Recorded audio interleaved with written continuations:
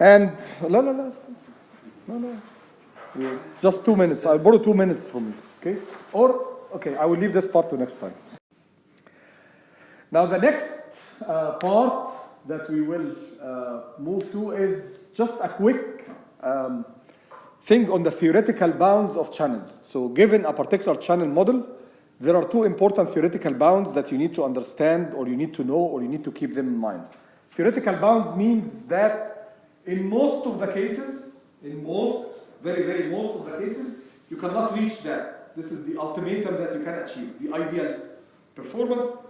Most of the systems are below, not most of the systems are below. No system will be above. Very few cases where you are almost at the theoretical bound, okay? So that's kind of like, it's a benchmark to which you measure the performance of your system. And you know that you cannot do better than this, okay? Now these two things are something called the Nyquist capacity of the channel, which is considering the maximum transmission rate over the channel, right? Assuming that there is no noise. That's called the Nyquist capacity. And then the Shannon capacity of the channel, which takes the additive noise into account, okay? So for any channel, if you assume for one reason or the other you don't have noise, then your ultimatum, your maximum possible rate, is going to be defined by the Nyquist capacity of the channel. If the channel includes noise, which is 99.9999999% of the cases, okay, unless you work with electronics that are cooled to 0 Kelvin, right? In that case, yes, if you deal with, like, if your whole electronics is in superconductivity mode, then in that case you can ignore the noise, right? But that's almost a non-existing case, okay? So in the other cases, the typical practical cases, noise exists, right? And in that case, the capacity that you can reach is called the Shannon capacity, and it has a slightly different expression, okay? So basically, the two bounds that we are talking about here are rate bounds, the maximum rate that you can transmit over the channel, okay? So the Nyquist bandwidth is given by C equals 2 multiplied by the bandwidth of your signal.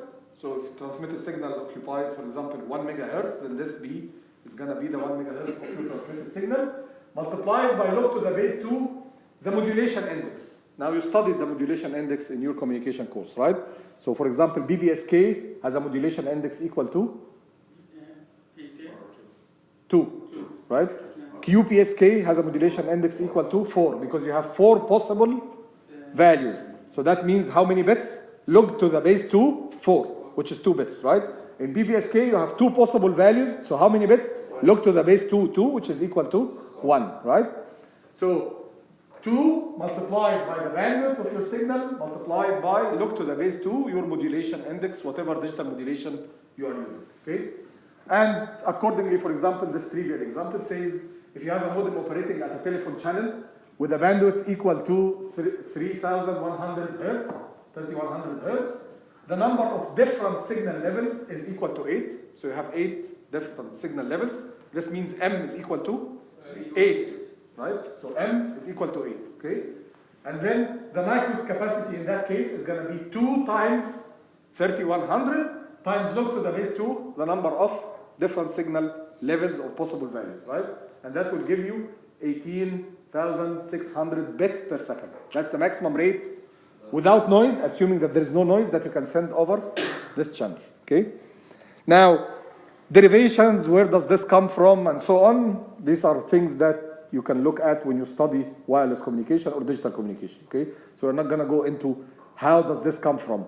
But the basic principle that allows you to figure out this is that there is a principle, a Nyquist principle, or a Nyquist law that says that every piece of information, every hertz of channel is capable of carrying 2 pieces of information. So that's why we say bandwidth multiplied by 2, right? And then the number of levels, when you take the log to the base 2, is going to give you how many bits in a single level, right? So in a single piece of information, this is the number of bits, the log to the base 2m, and then that single piece of information is multiplied by the channel bandwidth, which is the hertz, the amount of hertz that you are using, and and each hertz is capable of taking 2 pieces of information. So that's why 2b, and then we multiply by log to the base because we want to get it in bits per second, not pieces of information per second, okay? So that's where it comes from, but there is a mathematical derivation for this.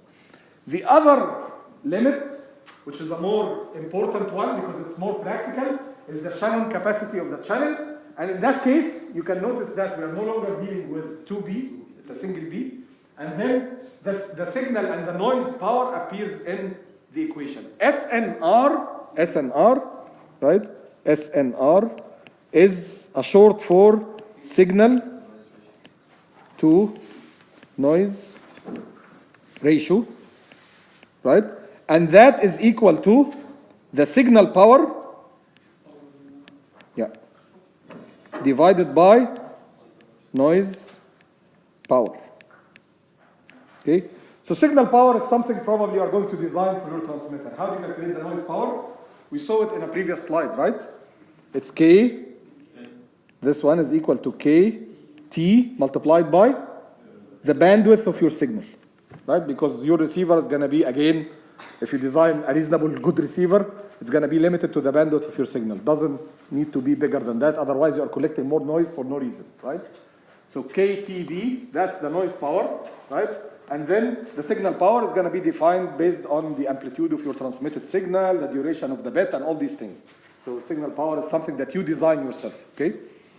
So the signal power, again, the signal power at the transmitter is something you design.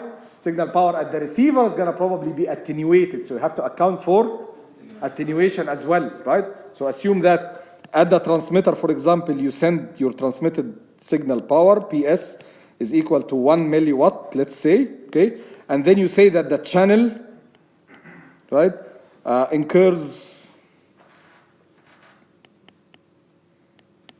attenuation, let's say, of 0.01, right? Then you received signal power, because this is what you care about here. We are talking about signal to noise ratio at the receiver, because the noise exists at the receiver. Let me finish, okay? So signal to noise ratio is the power of the received signal over the power of the noise. Where does noise appear? It appears at the receiver. So this limiting factor is at the receiver side. So if your channel incurs an attenuation of 0.01, this means that the received power is going to be 1 milliwatt multiplied by 0.01, right? That's going to be the attenuated value of the power that you will get at the receiver, right? And then you have to divide this by KTB, right? That's going to give you SNR.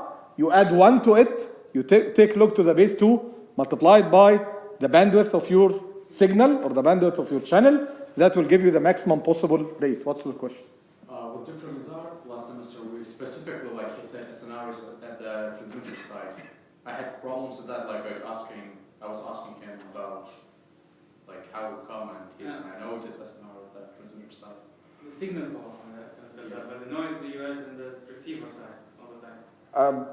I don't know what you were exactly discussing, but I don't know exactly what you were discussing, but when we are talking about calculating the limits on a channel, on a like something like the capacity, you deal with SNR as the maximum like power divided by signal.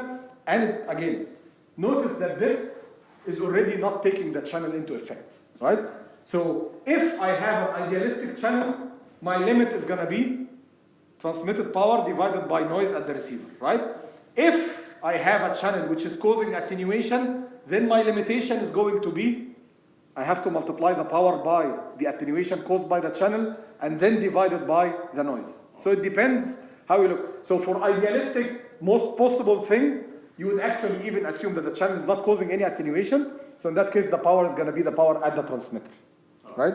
Maybe this was the discussion that you had, I don't know. But in general, the concept is limitation. If you assume that the channel is going to cause attenuation, then the limitation is going to be calculated at the receiver for sure, right? Because this is where the noise appears in the first place. And it doesn't make sense to calculate based on something transmitted that you can never get at the receiver, right?